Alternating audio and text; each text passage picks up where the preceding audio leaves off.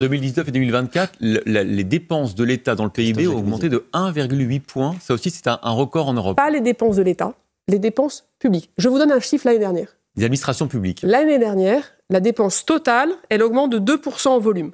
L'État fait plus 0,7, les collectivités font plus 3,1 et la sécurité sociale fait plus 3,6. Donc oui, l'État, les ministères, notre organisation, nous faisons des efforts. Et puis surtout, ce que je vais vous annoncer ce matin, c'est que nous voyons bien qu'il faut que, parce que nous demandons des efforts collectifs, que nous, dans notre organisation de l'État, nous soyons irréprochables. Vous savez que nous avons un sujet qui s'appelle les opérateurs et les agences. Nous avons une organisation on en parle beaucoup. Qui est devenue, par certains aspects, illisible, qui est devenue difficile à comprendre pour les Français et qui d'ailleurs, je crois, crée des inefficacités pour l'État.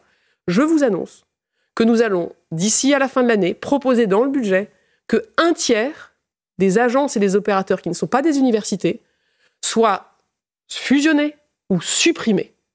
Que nous réduisions notre complexité, que nous remettions un État plus fort, plus efficace sur le terrain. Vous virez des gens ?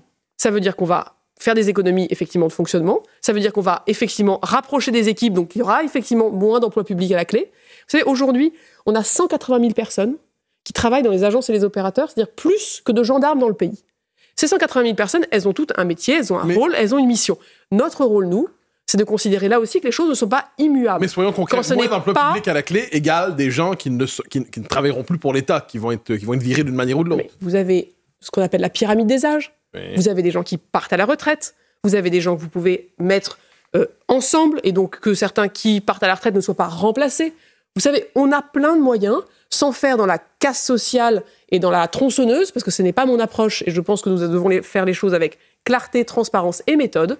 Je vous annonce que 1/3 des agences et des opérateurs qui ne sont pas des universités seront dans les mois qui viennent, parce que nous avons... Lesquels, par exemple ? Alors, on a un travail qui est double. On a un travail qui est sous l'autorité du Premier ministre, mené par les plus hautes autorités administratives de ce pays, pour que l'État lui-même fasse sa vision des choses.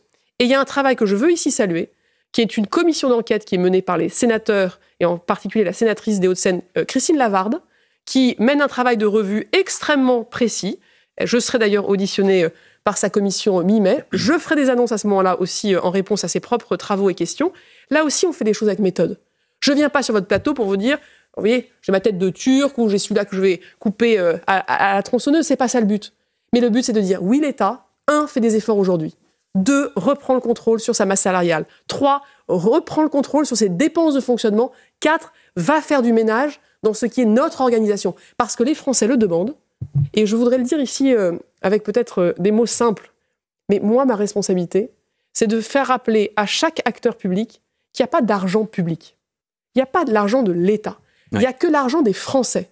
L'argent que nous gérons tous les jours, c'est le vôtre, c'est celui des gens qui nous regardent, c'est le nôtre, c'est celui des Français. Et donc, on a un devoir de rigueur, on a un devoir de sérieux, et on doit rendre des comptes, et donc faire tout ce travail d'organisation efficace et de supprimer ce qui est inutile ou qui, aujourd'hui, coûte trop cher. Justement.